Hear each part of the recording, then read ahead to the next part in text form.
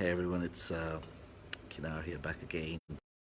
Just wanted to share some value for today, and it was along the lines of the question I asked a couple of days back, which is what do you guys think the biggest challenge for the next generation is? And it was more meaning towards, the younger generation, our kids, etc.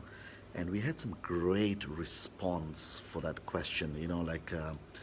So many of you gave some great answers, and it was along the lines of the issues and the problems the next generation are going to have is along. One of them, man, is distraction.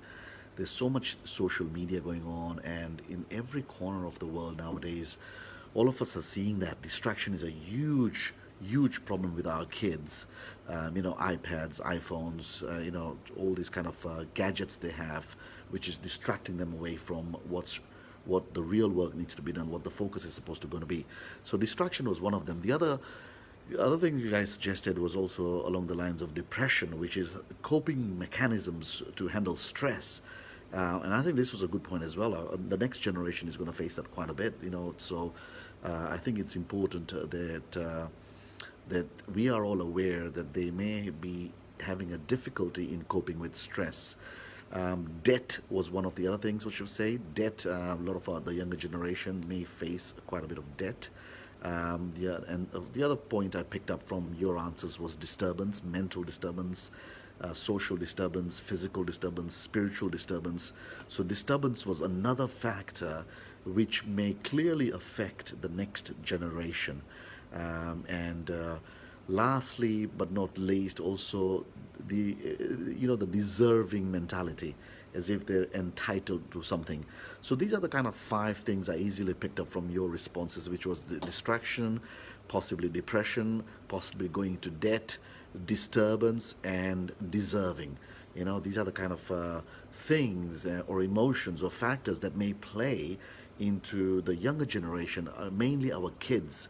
So it was a great question, and I felt the need to ask that purely also because that in this times where we were all in isolation, I'm not sure how many of you, but I've sensed and felt with my kids quite a lot of this. I could kind of pick up all these issues arising because, as you could understand, parents and kids have never spent this much time isolated in one common place, right? Holidays, at least, is a different story where everyone is getting used to having fun and a lot of distractions on a holiday. But here it was bound at home, and so I thought it was important to ask that question, which is, what do you guys feel is the biggest challenge for the next generation, which is mainly our kids, right? So today I wanted to share some value with you, and I'm hoping you guys take this away, as it's something that has significantly changed the dynamics in my home, especially when things were almost falling apart. I mean, all of us have gone through where the kids are kind of going crazy and mental and haywire and having this entitlement mindset, and just a bit distracted by social media and by gadgets and all that kind of stuff. So I wanted to share with you four things I've made it a habit to talk over dinner. So one of the things I'm always talking about and advising parents, that during dinner conversations, because I guess dinner is one thing that families should have together, and because everyone during the daytime is busy, school kids are in school, parents are at work, etc. But at least at dinner, that half an hour to an hour episode during dinner is an appropriate time to have some intelligent conversations with your children. So one thing I'm always telling people in the seminar is to avoid any negative talk. So never ask or never talk about, never ask or never talk to your children about what went wrong during the day. What was the things they didn't like? Always try to maintain a healthy, positive, uplifting conversation. And one of the things I wanted to share with you today is, what are the four things I have recently started, even just myself being a coach, have recently started talking a lot and repeating a lot during dinner conversations. So, four things I wanted to share with you, and I hope you guys can all take this away. By the way, these four things are not just limited to your children or with your children. These four things can be spoken to you with your partner or with your friends or even with your team members on a regular basis. But let's just focus this particular live video conversation on giving you value to talk to what to talk about during dinner times or during engagement times or even during weekends when you're with your children spending some quality time, what topics to talk about. So the first topic is about respect. I think because the younger generation are going to be facing a lot of challenges, as we all know.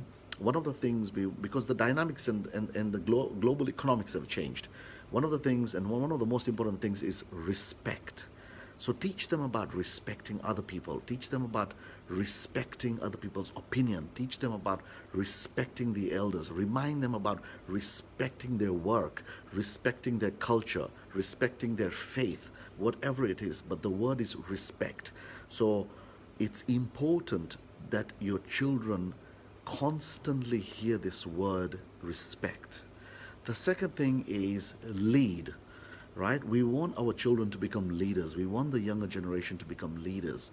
So talk about the topic of leadership. How do you go about leading others? What are the 3 to 5 things involved in leading other people? Now, it's not the time I want to go in detail, but I just want to give you 4 words that you can take away and talk about this. Sometimes you don't have to talk about it, you have to ask them. So you can say, hey son, hey daughter, what do you think, or what does it mean to you by leading other people? Let them engage in a conversation, right? So that's very important, the word lead. Guys, if you have just joined and you're watching this, do press the like button, like get others to like this button, and maybe show it to your partners as well, this video, once you get home. The third word I wanted to share with you is improve. One of an important word you can share with your children is improve. Talk about improving. How are you improving daily? How are you improving weekly? What are you looking to improve on? So improve, the word improve is super, super important, right? So the first word was one was lead, the third one was improve, and the fourth word you want to constantly talk about with your children during dinner times or on the weekends when you're spending some quality time with them is love. You want to talk about the word love because you know what? In this day and age, everyone needs love. The love for the family, love for their friends, love for their grandparents, love for people around in humanity in general. So once again, guys, just a quick video showing, and it inspired me to make this video from the last time I asked a question, which is, what do you guys think is the biggest challenge the younger generation or the next generation are going to face?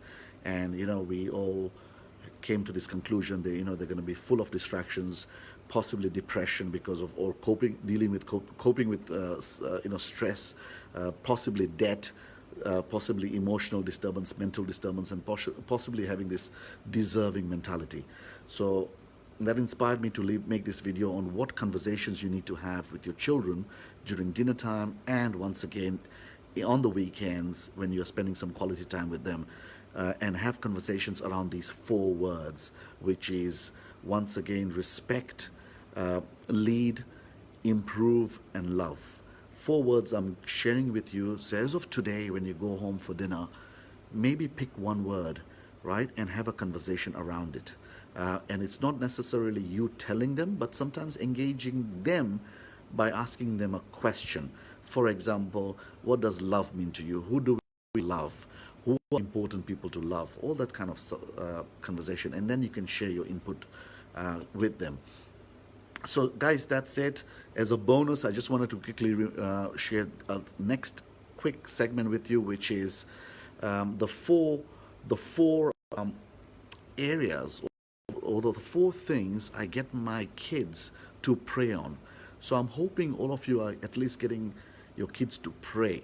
Pray about just a better tomorrow, right? Pray about becoming better. but having any kind of faith, I don't mind. But the question is, these are the four things that I get them to almost visualize and manifesting while praying, which is ask for courage, ask for wisdom, ask for tolerance, and ask for understanding.